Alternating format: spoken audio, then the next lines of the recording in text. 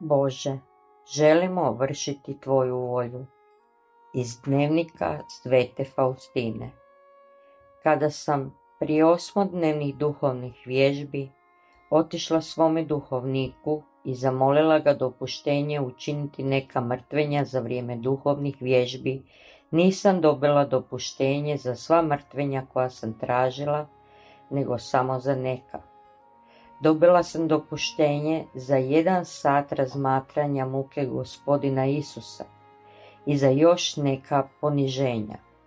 No bila sam ipak malo nezadovoljna, jer nisam dobila dopuštenje za sve što sam molila. Kad smo se vratili kući, ušla sam nakratko u kapelicu. Tada sam u duši čula glas. 1 sat razmatranja moje pregorke muke nosi veće zasluge nego čitava godina bičevanja do krvi. Razmatranje mojih bolnih rana ima veću korist za te, a meni čini veliku radost.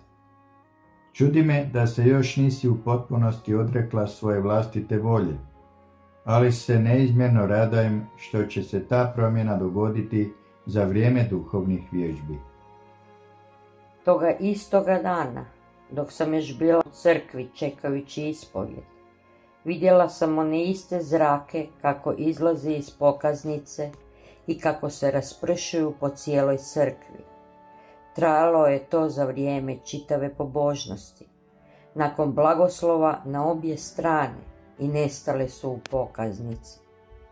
Njihov izgled sjajan i proziran poput kristala. Molila sam Isusa da se udostoji zapaliti oganj svoje ljubavi u svim hladnim dušama. Pod tim se zrakama srce zagrijava, makar bilo hladno kao santa leda. Rasipa se u prah, makar bio tvrdo kao kamen.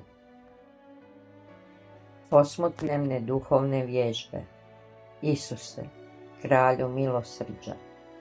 I ponovno je došlo vrijeme kada ostajemo ti i ja.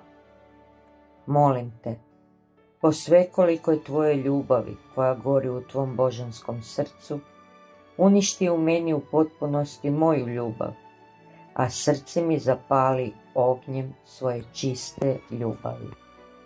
Uvečer, nakon završenog predavanja, čula sam ove riječi. Ja sam s tobom. U ovim ću te duhovnim vježbama utvrditi u miru i odvažnosti da ne malakšu tvoje snage u ostvarenju mojih namisli. Zato ćeš se u ovim duhovnim vježbama u potpunosti odreći vlastite volje, a namjesto toga će se u tebi ispuniti sva moja volja. Znaj da će te to mnogo stajati, zato na čistom listu papira napiši ove riječi. Od danas u meni ne postoji moja vlastita volja i prekriži ih, a na drugoj strani napiši ove riječi. Od danas ću vršiti Božju volju, posvuda, uvijek i u svemu. Ne užasavaj se ničega. Ljubav će ti dati snagu i olakšati da to izvršiš. Glavno razmatranje o cilju, odnosno o izboru ljubavi. Duša mora ljubiti, ima potrebu ljubiti. Duša mora prelijevati ljubav, ali ne u blato ili u prazno, već u Boga. Kako se radujem kad razmišljam o tome, jer jasno osjećam da je On sam u mome srcu. Jedini Isus, a stvorenja volim toliko više koliko mi pomažu sjediniti se s Bogom. Sve ljude ljubim jer u njima gledam sliku Božju. U trenutku kad sam kleknula da bih prekrižila vlastitu volju kao što mi je Gospodin rekao, čula sam u duši glas. Od danas se ne boj Božjeg suda jer nećeš biti suđena. Od danas ću vršiti Božju volju posvuda, uvijek i u svemu.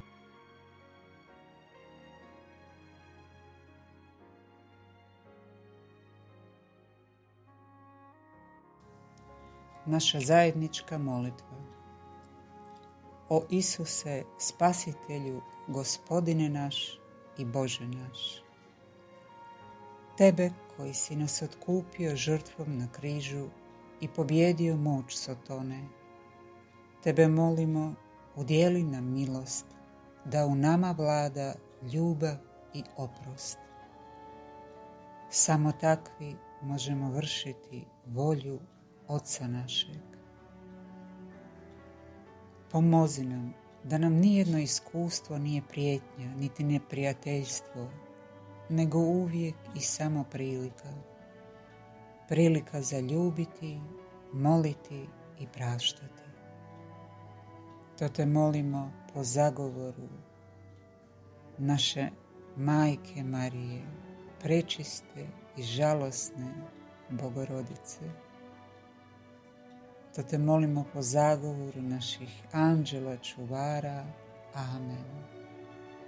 Sveta Faustino, moli za nas.